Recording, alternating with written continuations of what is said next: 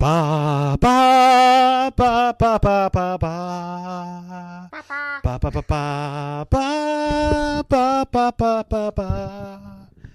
This might be the best episode I've seen so far. Kind Are of you puts kidding me? Space speed. Okay. Not quite a shame, but doesn't have the same writing problems. I really like this episode. It's a good episode. Good evening, everyone. Welcome to Yelling at Gaseous Anomalies, and I'm your captain and host, Matt Ross, and I'm always accompanied by my XO, Michael Pontone. How we doing tonight, Mike? I take it you like it since you're in good song. Yes, I tried to triumph the episode through song, an interpretive dance, but you can't see that right now. Doing well, thank you, Captain Michael Pontone, XO number 1 to my Captain Matt Ross on our starship, the USS Yelling at Gaseous Anomalies, and feeling good. I dug this episode. I can't wait to get into it. It felt, I've said this before, but each time I see one that's like closer, I feel like I have to say it again. This is a script that could have been completely ported to not just TNG, but prime TNG, like third, fourth season TNG. They had this script with the same characters, the same the bridge crew in the different respective places. It would not have missed a beat. That's true. Well, this one is also feels extremely short. It only really has an A story. I would say make an A and a half story, basically dealing with our main characters. But tonight we're having a slice and a delicious taste of A Taste of Armageddon. It's another computer episode. It's also very anti-war. Taste of Armageddon actually came out on January 30th, 1967. I'm going to go read our press release, if you don't mind, and we'll go into the episode. The episode, or the NBC press releases now says David Opatoshu, whose name I can never say right, guest stars as the ruler of a seemingly peaceful space nation whose reluctance towards the establishment of diplomatic relations draws Captain Kirk, played by William Shatner, into the center of an interplanetary war in A Taste of Armageddon on the NBC television network Colorcast Star Trek.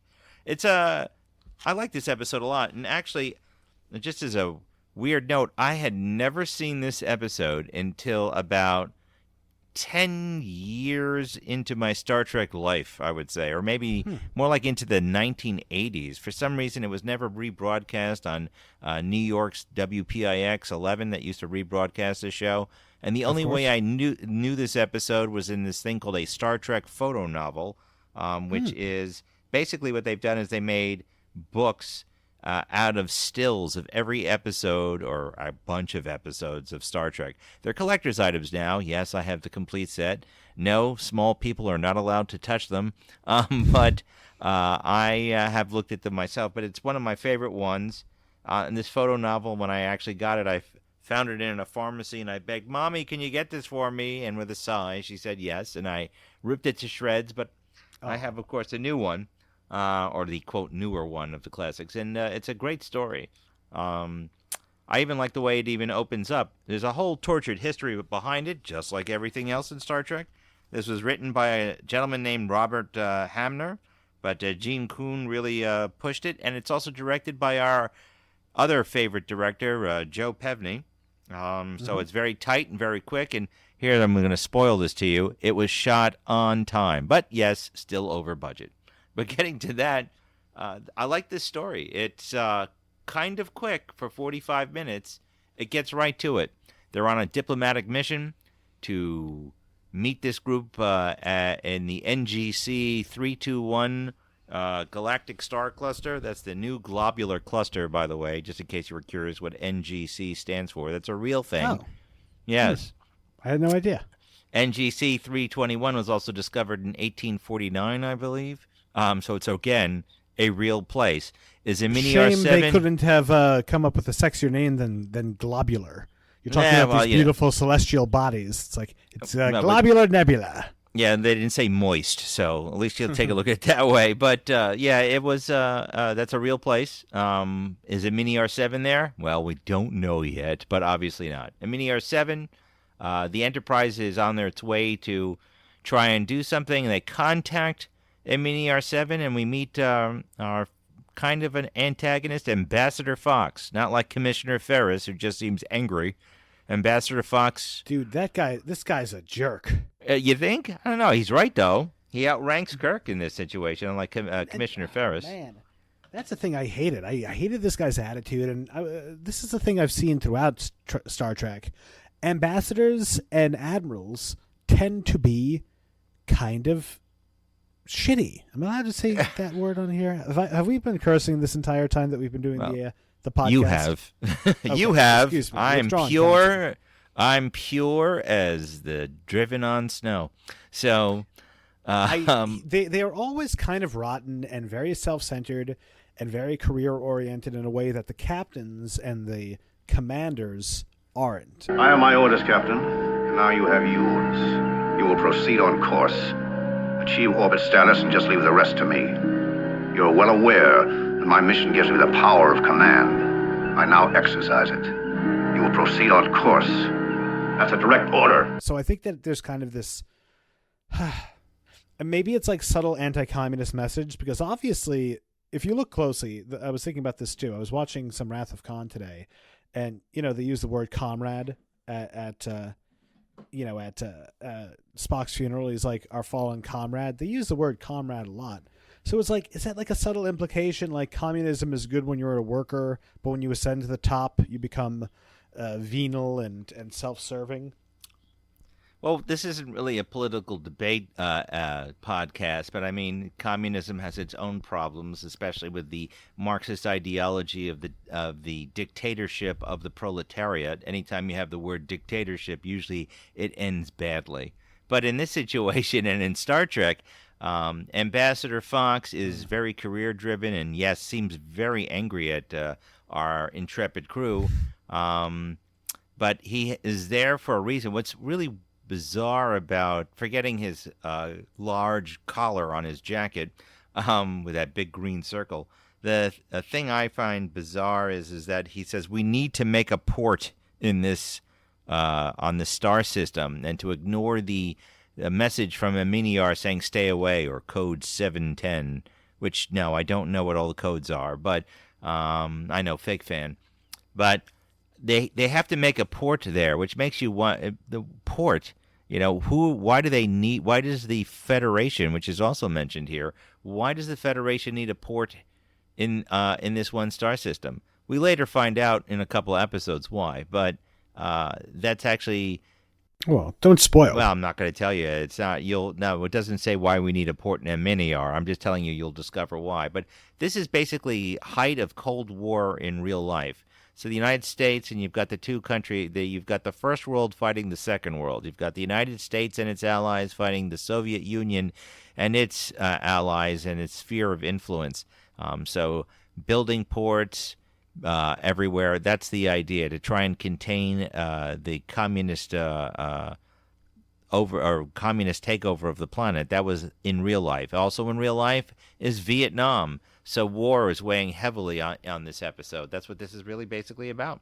But you get all from that very, very front beginning, right by the title sequence. You get a lot of information. They have to go somewhere for whatever diplomatic reason, which is basically to make a port for Federation business, whether trade or for ship repair or whatever.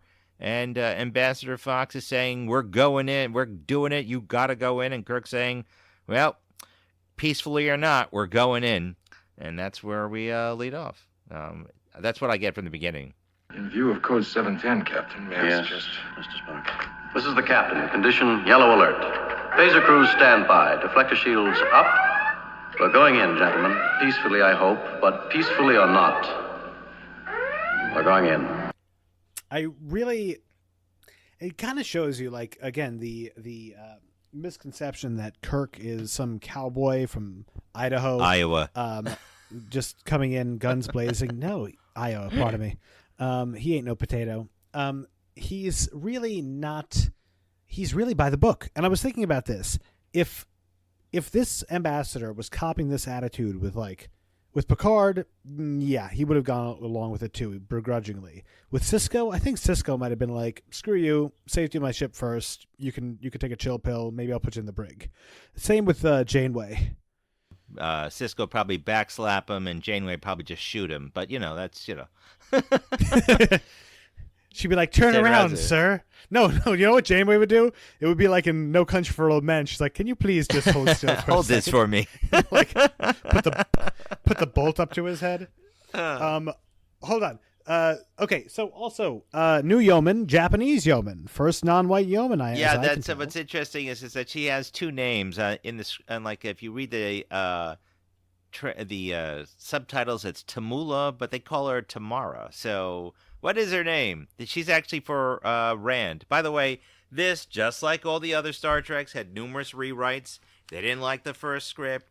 They went through it. They were trying to figure out why was the Enterprise going actually to Miniar. Originally, they wanted it to go there because the Enterprise got hit by meteorites, and Gene Kuhn said they have a meteorite shield, so why would they get hit by it? And then they said, also, this is too expensive if we're going to show that. Most of the script rewrites in this were all due to the fact that there was too many special effects, too many sets. This is actually really pared down. So they were really trying to cut the budget on this.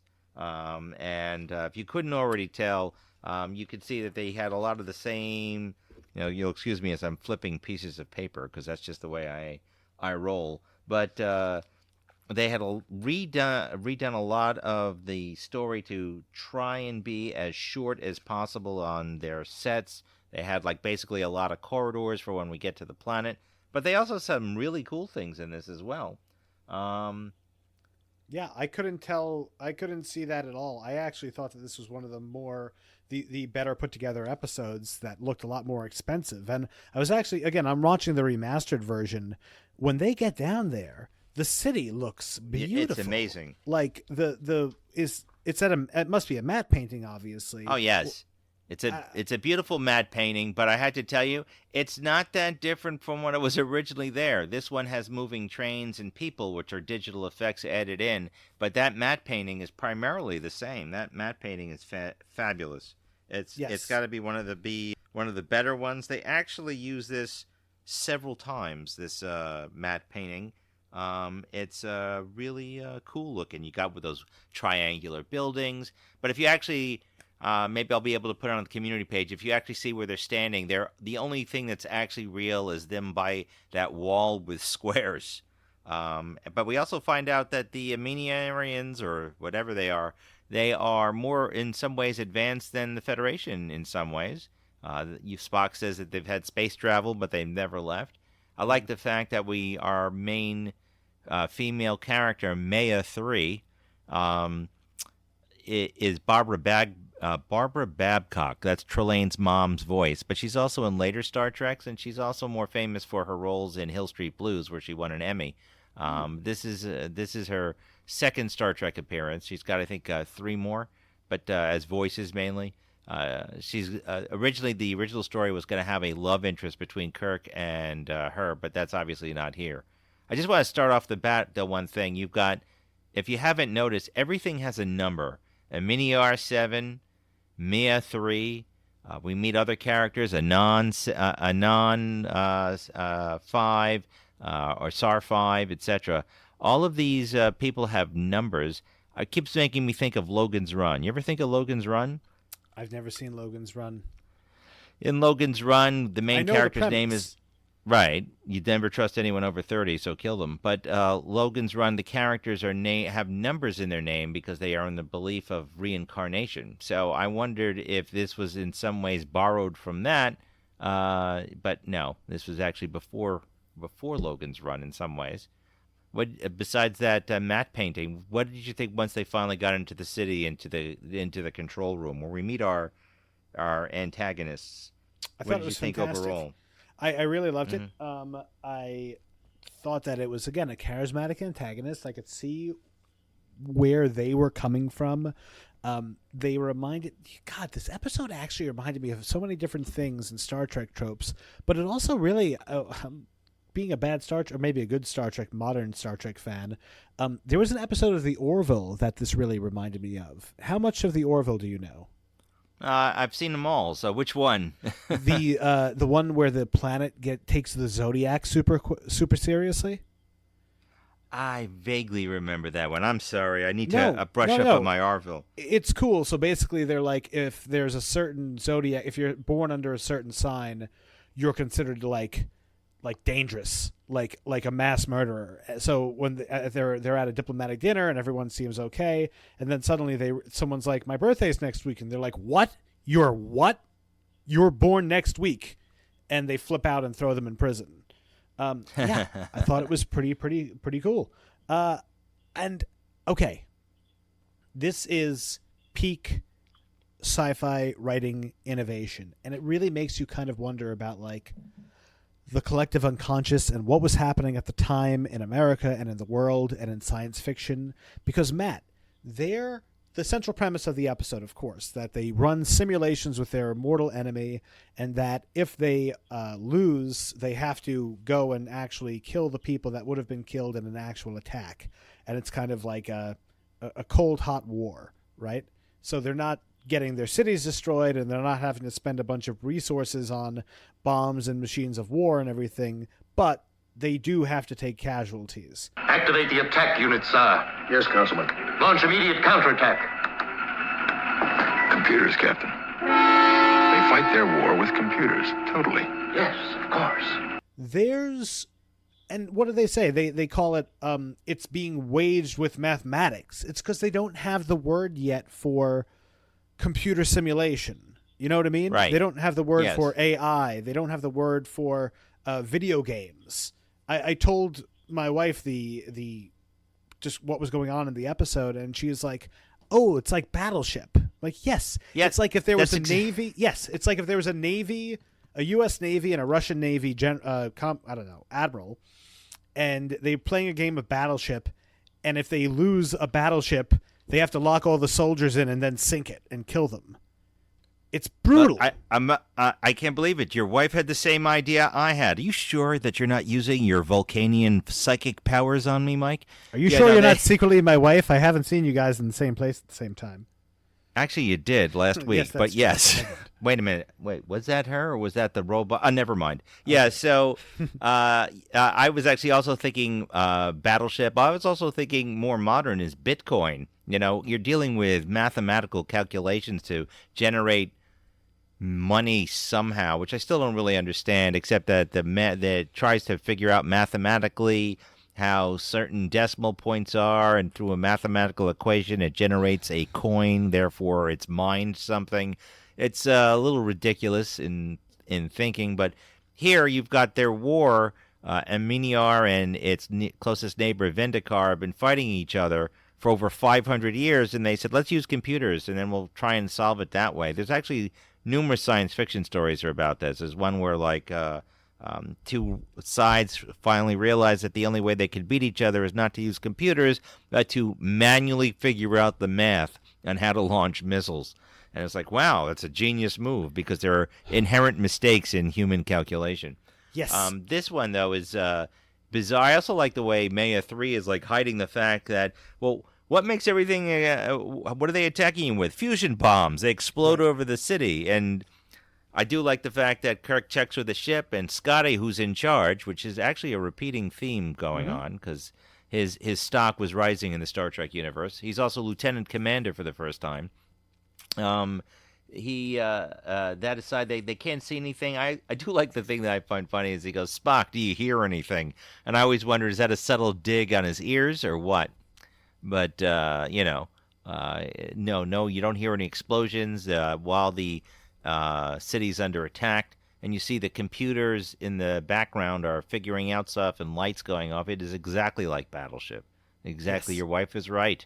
Kudos to you, Crystal. H6. You sang my Battleship. The game you can play anywhere. Battleship from Milton Bradley. But it's just ahead of its time. And, okay, there are so many different... There are three science fiction parallel stories come to mind, and this is not, how do I say this?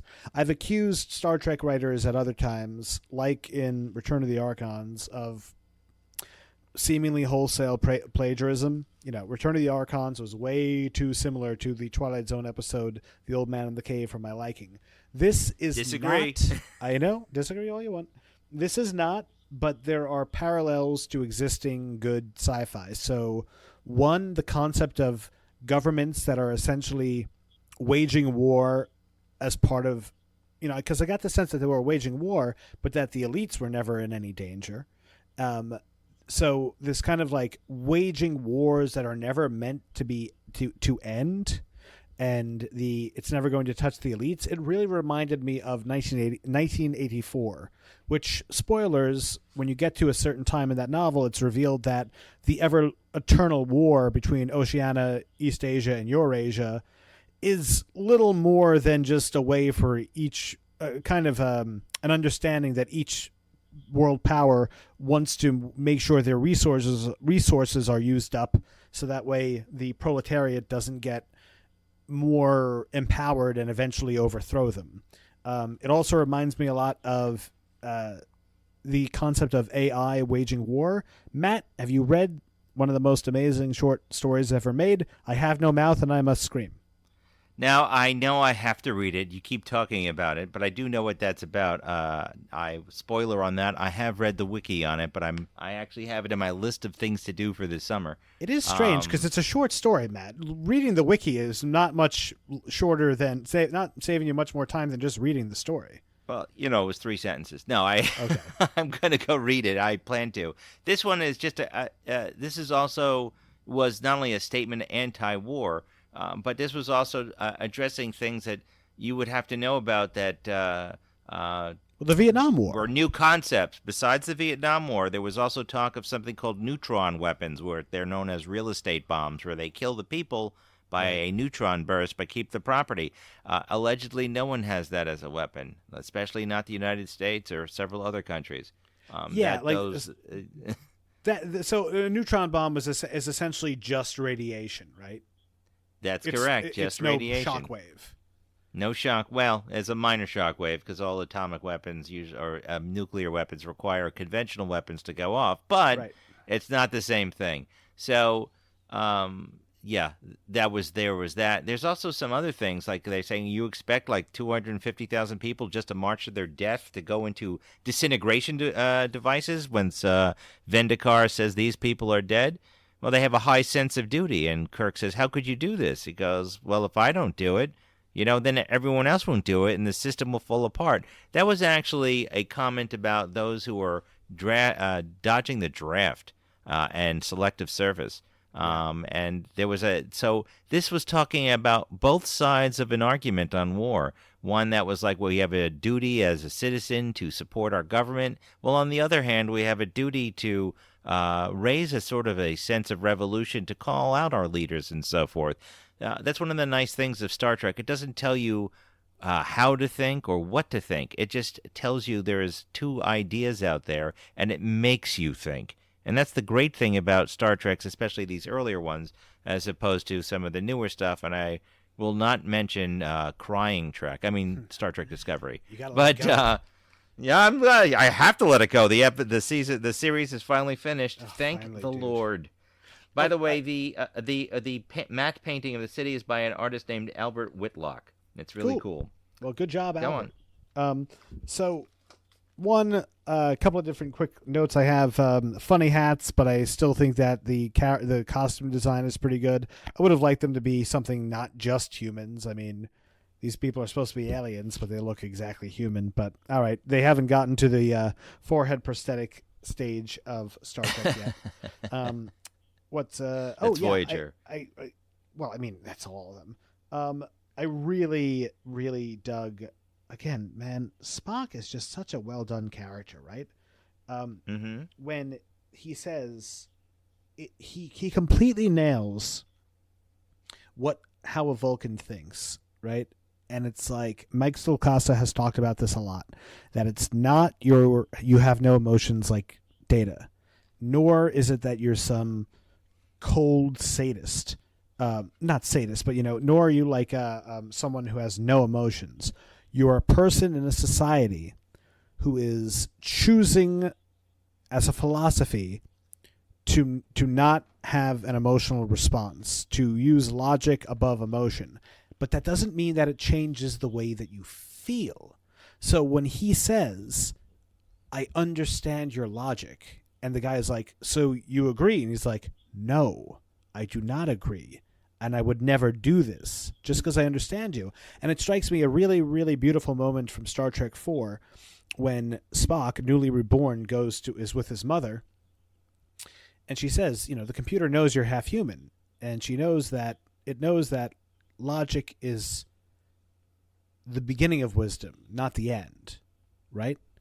And that's the thing. That's true. Spock understands that even though he knows something logically, it doesn't mean that he has to change the way he feels and acts. Anyway, that was my rant, my pro-Spock rant. Okay, well, let me give you some other things. The writer who originally wrote this story, Hamner, he was basically writing this saying that for all the wars we're fighting, if we don't stop it, we are going to end up in Armageddon, which is a religious word talking about the city of Megiddo in the Middle East. But this was his saying we should basically stop all of our fighting. I agree. A couple other things in here. Once the landing party gets captured, this is a standard trope. The landing party gets captured and the Enterprise is kind of on its own. That's the B story of what's going on up there. But I have to point out the weirdest thing to me, and this is mainly from my knowledge from the photo novel. When the landing party gets taken to that holding center, there's the weirdest looking lamp. I always thought it was like an alien being. I did and not if you stop even it just notice. so, it looks like it's got two eyes, and I always wondered what in God's name is Captain Kirk staring at. And it wasn't until I finally saw this episode, actually on TV, I'm like, oh, it's a lamp. It's this brown thing. It's the weirdest stuff. This is right before Spock uses his Spock Fu to open the door by mind controlling someone through a door. Yeah, that was the pretty first, cool. And I'm pretty sure the last that I've ever seen Nope. non-tactile. Really? Now there's gonna be a couple more. You'll see, but that is actually one of the few times that Spock does non-tactile Vulcanian, not Vulcan, Vulcanian ways of doing things. But let me just go back a little bit. There's a couple of things extra here. This ship, this planet was met by the USS Valiant. This is not the Valiant that we found from Where No Man Has Gone Before, which was destroyed by psychic shenanigans. Mm-hmm. This is just another starship, the USS Valiant, as opposed to the SS Valiant. So it's a different ship. I guess the Valiant isn't a lucky name in Star Trek, so just wanted to mention that. We did have also something I want to point out to you. Some people I've heard find that this is very low budget looking. But I think one of the nice well, you know what, though? It's in some ways it is low budget, but it's high concept, as opposed to today's entertainment, which is high budget and low concept. This is actually a very deep story of an anti-war story. I also liked Scotty on the bridge saying, what am I going to do? And McCoy up there saying, well, I'm not an officer of the line, so... I don't know what I would tell you. What did you think of Scotty in command and all that stuff with McCoy up there?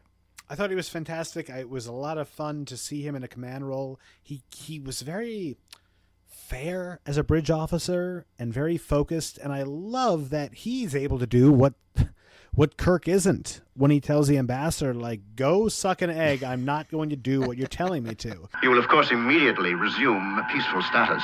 No, sir. I will not. What did you say? I'll not lower the screens, not until the captain tells me to. You are taking orders from me. You will lower the screens as a sign of good faith. My authority. I know about your authority, but the screens stay up. The only little note that I wrote that I was not crazy about was that when he hears the fake transmission, he goes and runs it through. That would have been a fine time to give Uhura something to do, but that's a tiny little note. But that's true. I also loved his. Let's make sure we remind everyone that he's supposed to be Scottish. What is it? My haggis is in the fire. Yeah, it goes, the haggis is in the fire for sure. Yes, I'm using that as a quote for this. That was one of my notes. I love that. Oh, Scotty. Now you've done it. Aye, the haggis is in the fire for sure. I do like it was just like also, but it's such a weird thing that you think the Aminiars overplay their hand. Like, oh yeah, everything's fine now. Why doesn't everyone just come on down and we will beam up personnel from our side? Yeah, that's the ticket. No, that's not suspicious at all. I don't know how they thought. I mean, who was going to take care of the ship when everyone, 100% of people are on shore leave? Well, no, he said they'd beam up equivalently trained personnel. I just don't see that happening. That's why, I mean, like, you overplayed your hand there. I will tell you just, so we have this over here. The script was rewritten by Hamner 6 times. It was written once by, quote, the staff once, Karabastis twice, and Gene Kuhn twice. So that's 2, 4, 10, 11 times as a rewrite. And they did this all while writing and filming Space Seed and other things. So no wonder they burned out after a while. It's like it's all got to be run fast. Run and gun. Again, I don't understand how you can have on one end bad rewrite episodes like Return of the Archons, where it's like, oh my God, you've got the remnants, the desiccated corpses of 10 different plot lines all piled on top of each other, and this that was 17. Yeah, but I mean, the point is, it seemed like it, right? And yeah. Maybe Wrath of Khan too. Again, whenever I see bad writing where I'm like, okay, Kirk is going to defeat this guy just by hitting him with a pipe, they phone that in. You mean Space Seed? Wrath of Khan's the movie from yes, '82. Pardon me, Space Seed. That's what I meant. With this, I don't know. Everything seems very smooth. At no point. Okay, no, wait. One thing I missed. Scotty refused to put down the screen/shields. How did the ambassador beam down? Ah, you caught my other one. Like, how did they do that? He also said they can't fire full phasers with their shields up. I guess they didn't figure out. Let's make a hole where the gun is. Even in World War I, they timed machine guns to fire past the propellers or in the proper timing. Because in TNG, you can't teleport, or it's arguable. It's a question as to whether or not you can transport when your shields are up, but you can always fire phasers. That's true. Although sometimes, you can beam through the shields when you want to and when you can't. That was the worst thing. I like to think like, all right, well, they stopped, the Aminiarians stopped shooting at us, so I guess we'll just beam down the ambassador now. And the ambassador was angry, so we should just have him go. I do like the fact that the second he comes down, he meets Anon 7, and Anon's like, well, it's nice meeting you. By the way, we have to kill you now. I know. Great job, like, idiot. And what'd you think of the Aminiar disintegrator devices? You know, like roaches go in, but they don't come out. Aminiarians go in, but they don't go out. Yeah, I thought it was kind of disturbing. Quite. It reminded me a bit of the suicide booth from Futurama. That's true. The first time we see it here, though, is you see a husband and wife saying goodbye to each other. It's kind of disturbing. If you didn't notice it, see it again. You'll see the wife goes in first, and then the husband. They're going in smiling, like, I'm doing my duty. I'm a good citizen. But Kirk is not going to have any of that. I think, though, the funniest way to get to destroy the first disintegration device is when Spock walks over in full Starfleet uniform. You know, what, they didn't send out a memo, there are aliens on the planet, and the guy just walks over to the guard and he goes, hey, you got a bug on your shirt. Oh, I do. And he looks down. Yeah. It's like... Sir, there's a multi-legged creature crawling on your shoulder. Oh my God, that was some nice wry humor there. I like that the episode, in a pretty serious, dark episode, injected some fun stuff. Yes. Well, I mean, then they go on, Kirk is...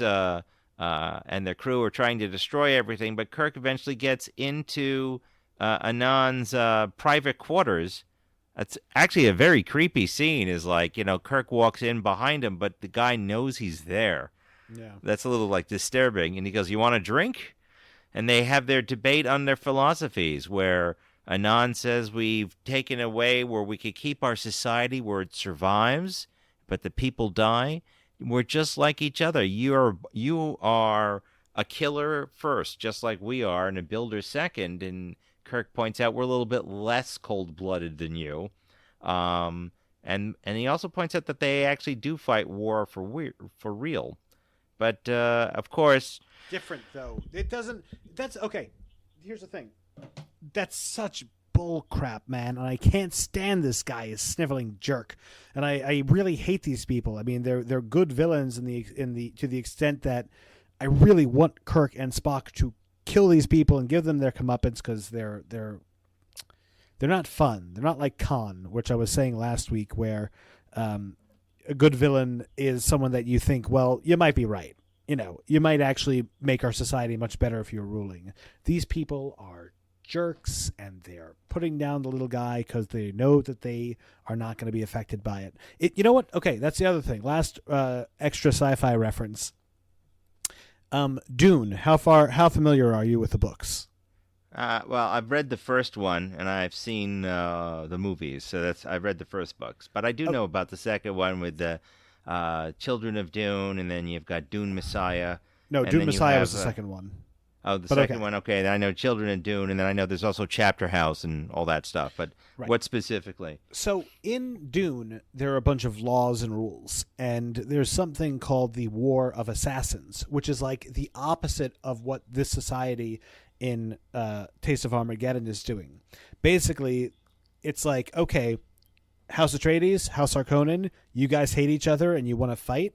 You're not going to do it with war and bombing civilians. You can fight with each other and declare war, but you have to start with a war of assassins, which is you have to try to kill each other's leader, which is why everyone wears a personal shield. It's why the elites and heirs of the respective houses, like Fade Rotha on the Harkonnens and Paul Atreides on the Atreides, are really, really good fighters because they are taught from a young age to defend themselves.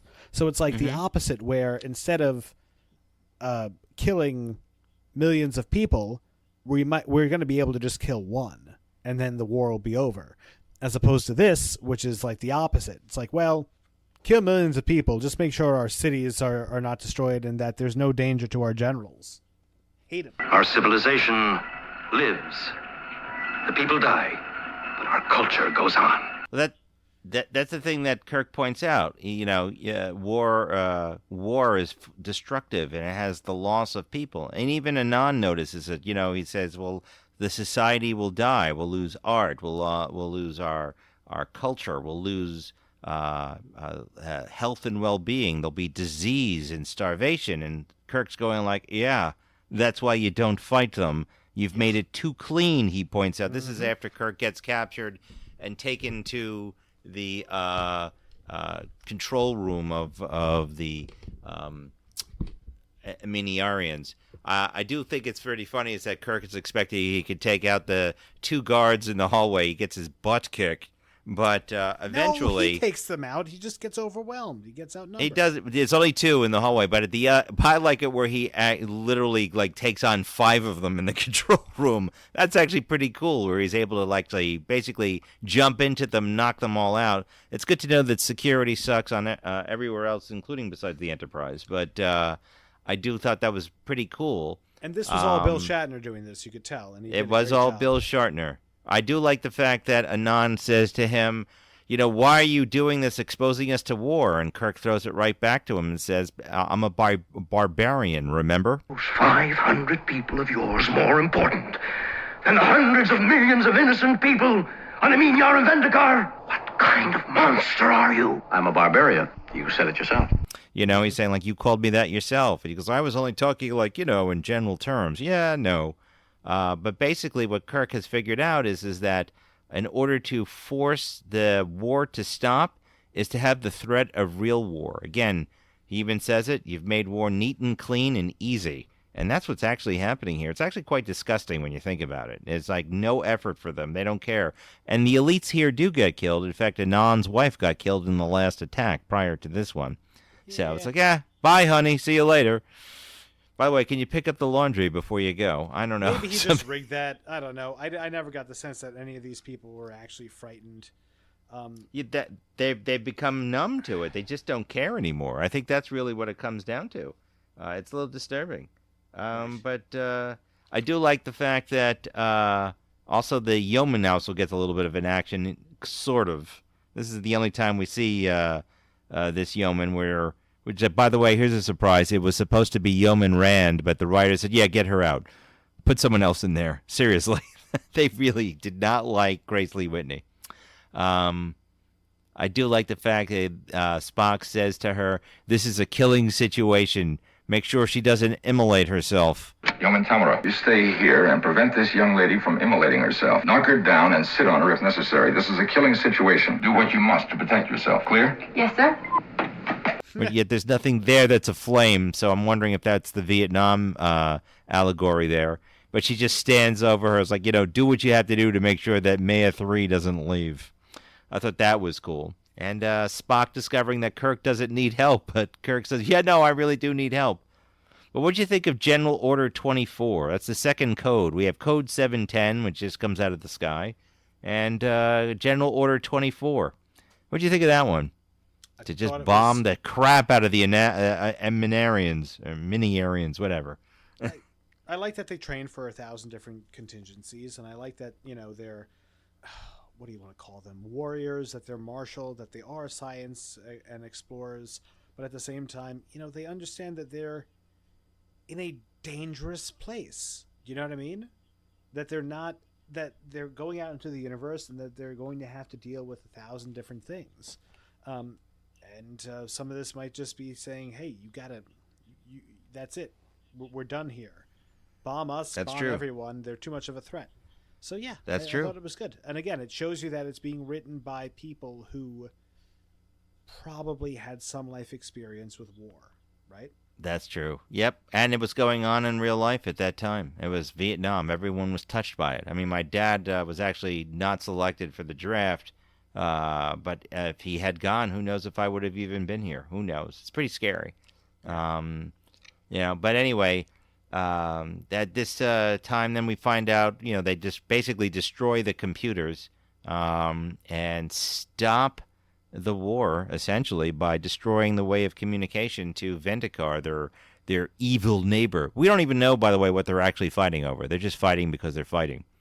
So you have to wonder, what was the war over? Maybe they forgot what it was and they just kept doing it because either someone was making money or they just were so used to the idea of fighting. Is also a disturbing thought in this as well. That they destroy the main targeting computer, and then Vendikar's freaking out, and Kirk gets his Kirkish moment, which is later reenacted. You would be happy, like, hey, Picard gives these speeches too. But he basically says, like, yep, you'll have to start real war and make bombs and kill each other. Or you could actually try the alternative.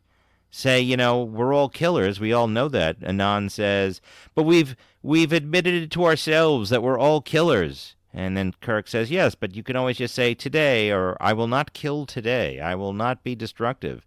All right. It's instinctive. The instinct can be fought. We're human beings with the blood of a million savage years on our hands. But we can stop it. We can admit that we're killers, but we're not going to kill today. That's all it takes. Knowing that we're not going to kill today. Now's a chance to take now's the time to take a chance at peace. Give peace a chance, essentially, is what this episode is saying.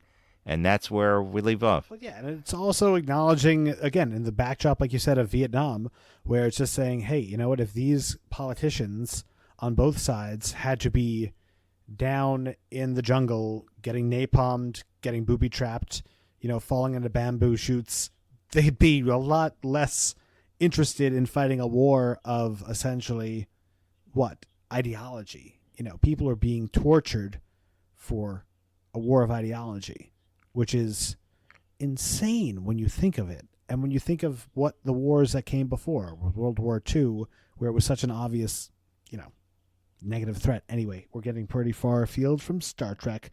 I will always say, too, I really dug the progressiveness of the show, anti-war, and in that episode having an Asian yeoman who was born in 1939. I looked in Kyoto, Japan, in World War II Japan, and somehow, I guess, got to America and started acting. And she was good looking. So, you have that too. God bless her. Yeah, nice legs. Anyway, that aside. Great looking. I think that pretty much ends this episode, except for I think that last bit of dialogue between Kirk and Spock, and also with McCoy there, saying, like, you took a big chance here, and, Spock basically says, you make me believe in luck, and Kirk says, you make me believe in miracles. I like that ending. It nice. It shows a kind of a nice friendship kind of developing between the captain and the executive officer, and you kind of can relate to it. It's one of the nicest dialogue pieces there is. Captain, you almost make me believe in luck. Why, Mr. Spock? You almost make me believe in miracles. And then we go ahead to our next episode. But that pretty much sums it up, I guess, unless there's something else you want to bring out from this episode, because it is rather short, even though, again, it's the same 45 minutes as last week's episode of Space Aid. No, it just shows you that when you have good writing and a good concept and a lot of different things to tackle, 45 minutes flies by. Sure does. When you've got bad writing and no concept, you've got a 15-minute fight with that Irish bastard, Finnegan. I'll never forgive you for making me watch that. Matt, if you play the music... I will. I do smile every time you play the music. Oh, God. I do. That's the only good thing about that episode. Anyway, shall we get to our ratings? Yeah, unless you have besides the beaming down moment, that's the only that and this damn lamp are my only two WTF moments in this episode. And I'm going to have to post it now because everyone's going to say, like, what lamp? What are you talking about? Because when you look at it, it looks like a squid monster. I swear to God. I'm going to put it in our community area. But let's. Do you have any WTFs besides beaming through the shields or anything else?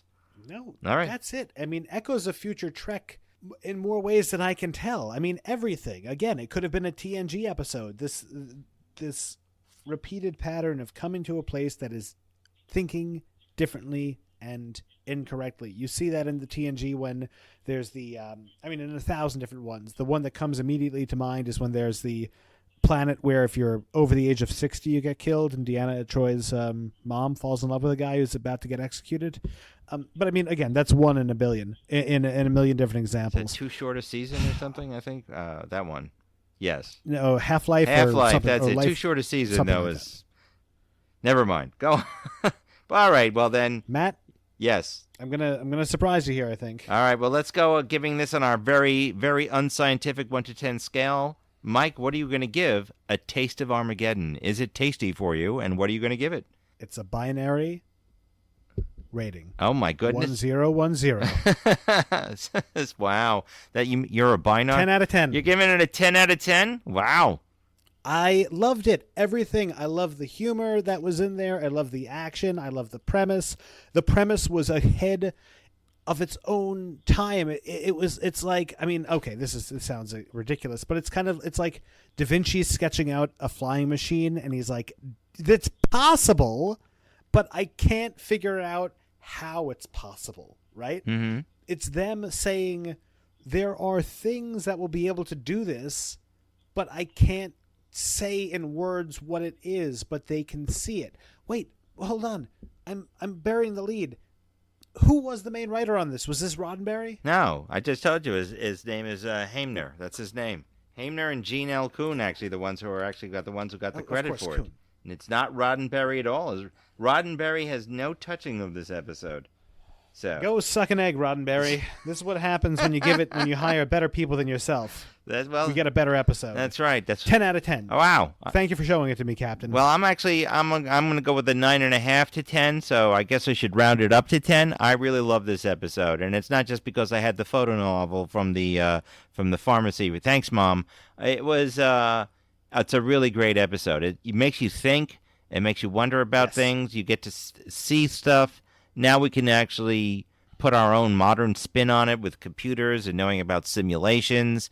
It's also points out to it what happens when societies get used to a pattern or a kind of a custom of death, and it spins out of control. I do like the special effects. I also like the fact that people have numbers in their names. Again, I recommend watching Logan's Run next, Mike. Maybe you can see what I'm talking about for a parallel on that. It's got a lot of darkness in it, but it also has a lot of hope at the end. And so that's why so I'll just round myself up to match you, so we can have Kismet again. 10 out of 10. It's one of the best episodes I've always thought of the original series.